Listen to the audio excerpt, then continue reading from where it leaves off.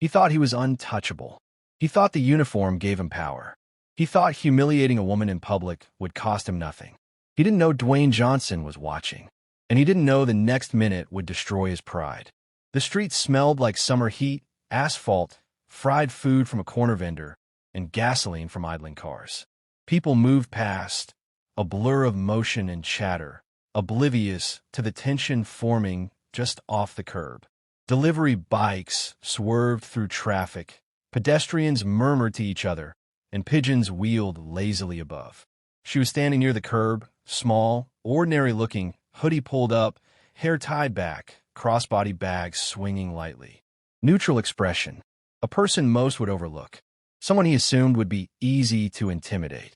The cop zeroed in immediately, not because of anything she had done, but because of how she stood, calm, composed, aware. That quiet confidence made him uncomfortable before he even spoke. He smiled, a thin, practiced smile officers wear when they're about to assert authority, a smile meant to signal control, superiority. He thought this would be easy. "You can't stand here," he said, casual but firm. Loud enough for a few bystanders, soft enough to seem routine. She didn't flinch, didn't move, didn't apologize. She tilted her head slightly, studying him as if he were irrelevant. He misread it. Silence meant fear. Calm meant submission. Weakness. He stepped closer, not threatening, just close enough to assert dominance. "I said, move along," he repeated, sharper this time. Pedestrians slowed. Phones tilted up. People began to sense the tension. Even from across the street, some were pausing. She remained calm, silent, unshaken. He smirked, adjusting his belt, the subtle gesture of someone convinced the world bends to them. Then he acted, a sharp, aggressive kick aimed at her leg. Gasps rippled through the street. A vendor nearly dropped a tray. Phones were raised. She staggered slightly, but did not fall. Did not scream. Did not retaliate. Perfect balance. Her hand lifted, instinctive, controlled. Half a second of pause, but enough for trained eyes to recognize skill. The crowd whispered, murmurs spreading.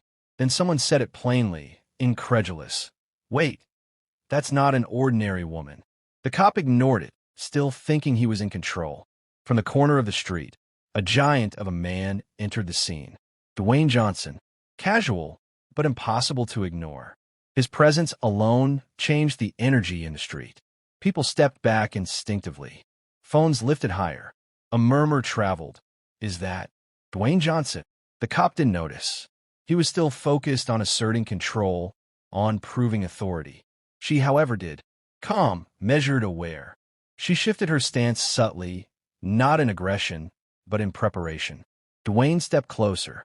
He didn't need to. His presence alone radiated authority. But he chose to step in, just enough to make his intent clear. He was watching. The cop's confidence faltered slightly, just a flicker. He assumed the man was just another witness, until he saw the muscles, the size, the unmistakable recognition in the crowd's reactions. The woman, standing her ground, didn't move. She didn't smile. She didn't say a word. She simply existed in that space with complete control. The cop laughed nervously, trying to mask the tension. "Move along," he barked again, sharper, more insistent. She exhaled slowly, deliberately. Calm, controlled. And then it happened. Her movement was almost imperceptible, but lightning fast. In a single, fluid motion, she pushed the officer back, off balance, with precision that stunned everyone. He stumbled, flailed, and landed against the curb, completely unprepared. The street went silent. Gasps and murmurs broke out. People started recording, their hands shaking slightly as they realized what they had just seen. Dwayne Johnson didn't move. He didn't need to. His gaze alone, sharp and assessing, made it clear he was deciding whether to intervene. He didn't. He simply observed the consequences of the cop's arrogance. The officer scrambled to regain his footing, red-faced, humiliated. Sweat forming at his temples, he realized, in that instant, that his authority had evaporated. The woman didn't speak, didn't smile. She simply exhaled, her calm unshaken. The cop's eyes widened. Panic started creeping in. I wasn't," he stammered. Dwayne finally stepped forward. Not to fight, not to punish, but to make the cop understand. He placed one massive hand on the man's shoulder, steadying him, but in a way that made clear, "You are accountable now." "Respect isn't given because of a uniform," Dwayne said calmly. "It's earned. You've forgotten that today." The cop's knees weakened slightly. He realized the entire street had witnessed him misjudge the situation. He was exposed. He had underestimated not only the woman, but the presence of someone who commanded attention and authority simply by existing in the moment. Her identity was revealed after a whispered recognition in the crowd. She was a Grammy-winning artist, someone whose life had been built on discipline, precision, and control. The cop's arrogance had blinded him to her experience and power. Now, he was begging, not for her mercy, but for the mercy of the moment, for the street, for the undeniable proof that he was wrong. I didn't know," he muttered, voice shaking. The woman exhaled, slow, deliberate. "Now you know," she said softly. "And next time, maybe you'll think before acting." Dwayne Johnson's presence remained steady. He didn't need to say more. The lesson had been delivered. Public humiliation had shifted entirely, and the cop had learned, the hard way, that assumptions, arrogance, and abuse of authority can be punished instantly by skill, composure, and presence. The crowd dispersed slowly. Phones continued recording. Whispers spread through the city. News outlets would eventually get clips. Social media would explode. But the moment remained pure, a display of quiet strength, public misjudgment, and immediate accountability. She walked away calmly, ordinary in appearance, extraordinary in effect. Dwayne Johnson followed her gaze for a moment, then nodded slightly, as if acknowledging that sometimes the strongest people don't need to shout. The cop stood there, uniform intact but dignity shredded, understanding finally the magnitude of his mistake. The cop's hand shook slightly, hidden behind his back as he tried to regain composure. His uniform felt heavier than ever, the badges and buttons symbols of authority that now mocked him. Every eye on the street was watching him, not with respect but with judgment. Every phone was a mirror reflecting his mistake, every whisper a reminder that he had miscalculated completely. He tried to straighten, adjusting his stance as if physical posture could restore credibility. I'm sorry," he mumbled, his voice cracking. It wasn't an apology to her. It wasn't a real acknowledgement of wrongdoing. It was desperation masquerading as civility. The words sounded hollow even to him. The woman didn't react. She had already turned slightly, assessing the reactions around her. Some in the crowd were stunned into silence. Others were shaking their heads, whispering to friends, recording the moment for posterity. They were witnesses to something they didn't fully understand yet, a public display of arrogance meeting quiet power and losing spectacularly. Dwayne Johnson shifted slightly, a subtle movement that sent a ripple through the cop. It wasn't threatening, but it was authoritative, the kind of presence that doesn't scream, but makes you instinctively aware of your vulnerability. The cop tried to regain a semblance of confidence, clearing his throat, but it was weak, forced. The energy of the street had turned, and he could feel it, every second stretching his panic tighter like a rope around his chest. "Do you understand what just happened?" A woman near the food cart asked quietly, mostly to herself, but loud enough for him to hear. The cop swallowed. He did understand. He understood that in front of dozens of witnesses, the street, and now a celebrity with a commanding presence, his mistake was laid bare. The woman's eyes never left him. Calm, measured, observant. She wasn't angry. She wasn't vengeful. She was demonstrating control, patience, and discipline, all qualities that could dismantle a man's pride without a single raised hand. Her calm was louder than any shout could have been. People began moving closer, not in a threatening way, but out of curiosity and awe. Phones were raised, videos being taken, and the murmurs grew louder. Someone whispered, "She's a Grammy winner. She's huge. Look at how calm she is." The crowd collectively leaned in, as if drawn by gravity itself. The cop's panic was now obvious to everyone. He stepped backward, glancing at Dwayne, who remained still, watching intently. The message was clear. The public had witnessed his arrogance, and there would be no escape from it. The woman didn't need to say anything. The cop understood, deep in his chest, that humility was now the only option. "Please, I didn't know," the cop stammered.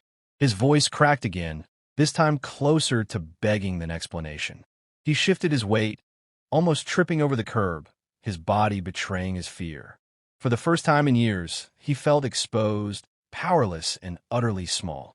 The woman's lips barely curved, a slight acknowledgement of the human folly before her. But she didn't mock him. She didn't need to. The crowd's reaction amplified the lesson. Their eyes, phones, and whispers served as her voice. The city itself had become her instrument. Dwayne Johnson stepped a little closer, just enough to cast a shadow over the man, not with aggression, but with presence.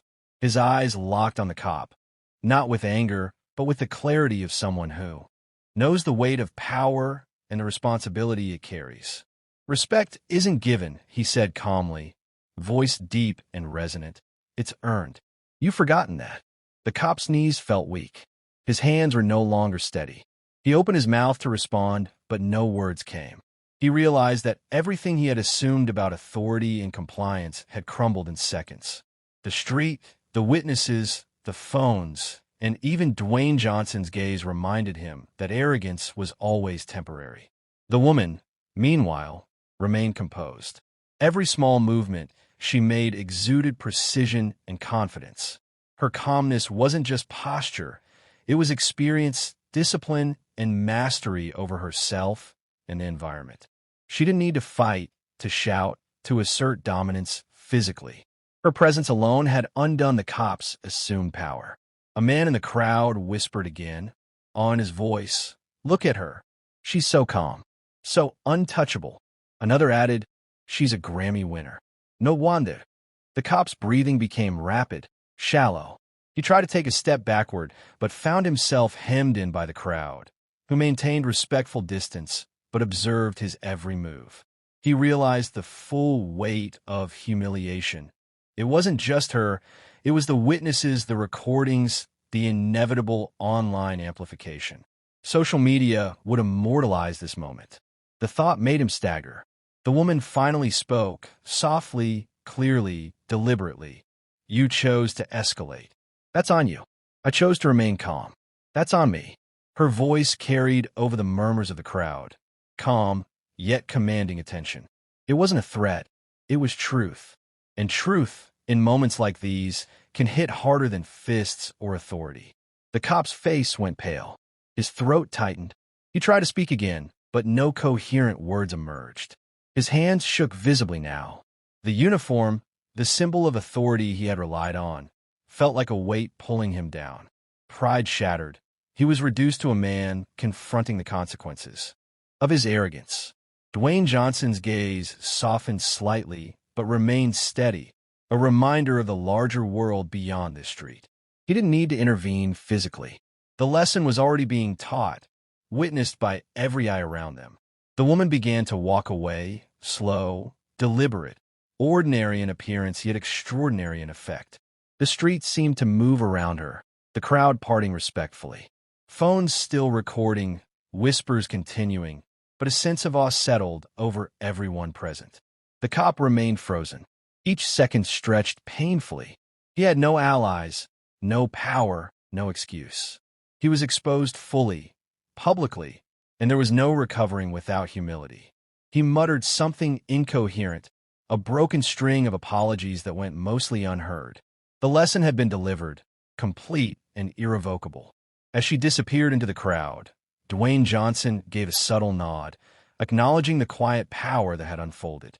The crowd slowly dispersed, many still filming, others shaking their heads, all witnesses to the same undeniable truth. Arrogance meets skill and composure. It falls quickly and completely. The cop finally collapsed into a nearby bench, defeated, sweating, and humiliated. He replayed every second, every misstep, realizing that authority isn't about uniform or aggression. It's about respect earned. And today, he had learned the hard way that misjudgment, especially in public, has consequences.